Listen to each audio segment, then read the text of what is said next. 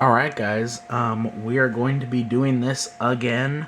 If you watched my other video, which I don't think is going to be back to back to this video. I'm not intending on uploading these videos back to back, but who knows, they might end up that way. But I'm going to show you guys the other lot. This is from the same seller, and it's the final lot that contains some silver. The final lot of them all that I got for Christmas is a lot of some pennies that I'm really excited about. So yeah, this is from the same seller as my other video, and I put them in the box again. So yeah, and I would say this lot is, I would consider, slightly better than the other one I did. I would consider it a bit better. And one of the reasons immediately you'll notice, that one right there. Now I will say this definitely has some better coins in it. Like, it definitely is a better mix of coins than the ones in the lot before. But it was definitely a little bit more expensive. And obviously a lot of the reason is because of this. It's cleaned. It's weird. It looked like someone polished it all the way up until this little bit right here. I don't know, it's weird. Like, someone polished this entire coin, but decided to stop here for some reason. But yeah, again, this one is like the last one in that most of these coins are what you would consider Cull. There are a couple in here that are what most people would consider junk, not necessarily Cull, but just average circulated. This one is obviously considered Cull though, but I mean, this coin in itself probably pays for the lot. I mean, this is probably worth 50, 60 bucks. Yeah, it's a 1922 Philadelphia peace dollar. And peace dollars are one of my favorite U.S. coins, so it may be cleaned, but it's still beautiful to me. And it's a huge hunk of 90% silver. So yeah, I mean, that was definitely the the eye of the lot there. So that was the first coin, and then I guess I'll do it differently. The other lot I showed you the least interesting coins to the most interesting one. I think I'm gonna do biggest to smallest for this one. We got a Standing Liberty quarter here. It's type 2 because it's got the 3 stars under the eagle. It is a 1929 Denver. It actually has a date. SLQs and Buffalo Nickels, the two coins known for constantly having no date. But after 1925, they made the date a little more recessed, so that way it didn't wear off as easily. But the dates on these still wear off constantly. But yeah, 1929 Denver. I don't believe it's a rare date, but I'm not too versed on SLQs. So yeah, Standing Liberty quarter there. And well, I guess the next largest coin would be the V nickel, since shield nickels are actually a touch smaller than any of the nickels that came after them. So yeah, we got a shield nickel here. It was very hard to see the date, but I looked at it with my loupe, and it is an 1895. In 1895. It was really hard to see that last digit, but I confirmed it on my loupe. So it is heavily worn, but I love having V-nickels, and I especially like them if they're pre-1900.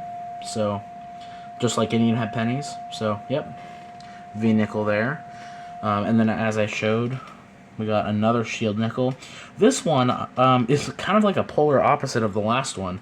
This one actually has a lot of detail, just is extremely corroded. The other one barely had any detail, but it wasn't corroded, it was just really worn. This one has a lot of detail, but it is very corroded. I don't know which one I prefer, honestly. But it's an 1867. So yeah, that's my 5th shield nickel I own now. So I have a few different ones to decide of what ones I'm going to be putting in my typeset. Now we got some pennies here. This one is an Indian head penny, and you might notice by its thickness, this is what they call a fatty Indian head penny. Because in 1859, all the way up until at some point in 1864, the Indian head pennies were actually made out of copper nickel, I believe. And so yeah, so because of that, the coins were a lot thicker when they came out. So that's why these were made out of copper nickel at the time, and then at some point in 1864 they switched to bronze.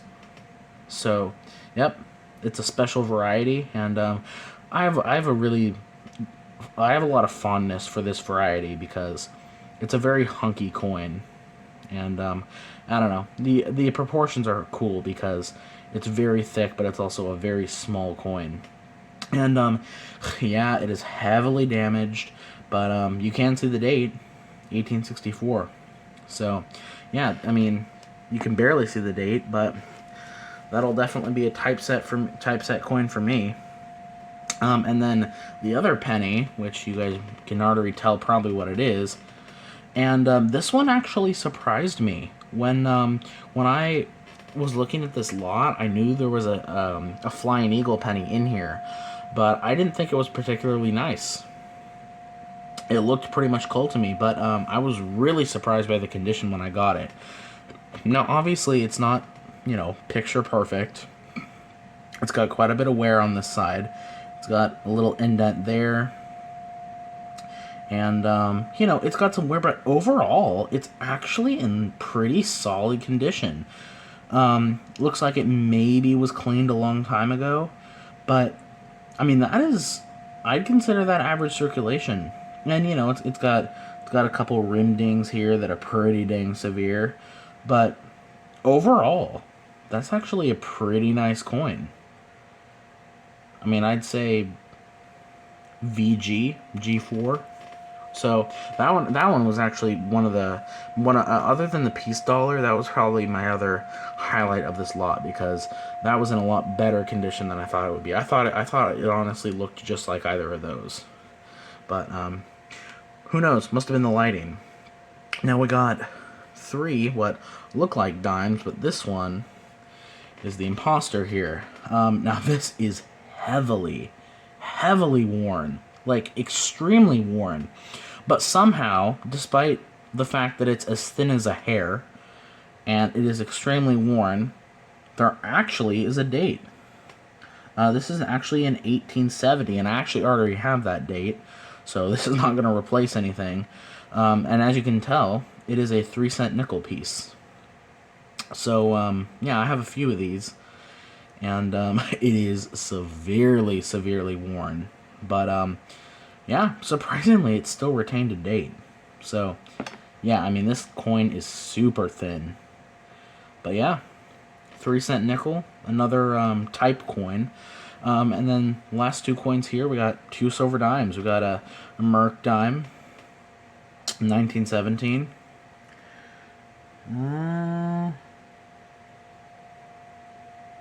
I don't know, it might have a mint mark, but it's really worn over here, so it's really hard to tell. But yeah, 1917. Again, the Merc dime, another one of my favorite U.S. coin designs. And I love the older ones, too. So, I don't know. The Mercury dimes just have a very special character to them. I like them. So yeah, 1917, second year. Excuse me. And then, final coin, a Denver minted Barber dime from 1912. And this one actually isn't in bad shape either. The only thing that, makes it probably not as good as it would be is that very apparent scratch right there in the middle. I mean, that is a pretty deep gash. But other than that, it's got good detail.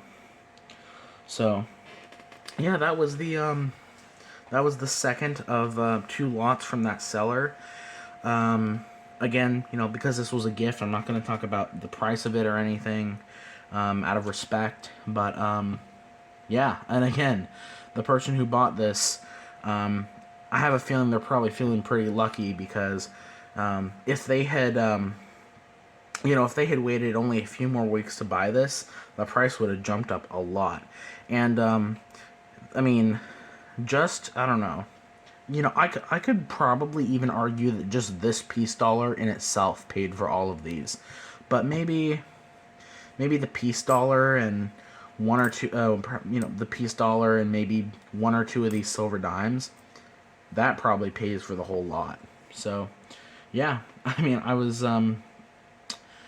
glad that I got these before, you know, whoever got them for me, you know, the person who got them for me had to pay crap ton of money for them. So, yeah, that was the lot number 2 from the seller, and the final one. And I'll give you guys a little spoiler. The final lot, and this I don't believe this is from the same seller, but the final lot is going to be a huge stack of proof Lincoln pennies. So you'll see that in my next video, and that will be its own video. So yeah, again, I'm really really happy with the coins in this lot. So yeah. Anyway, guys, I will catch you in the next video.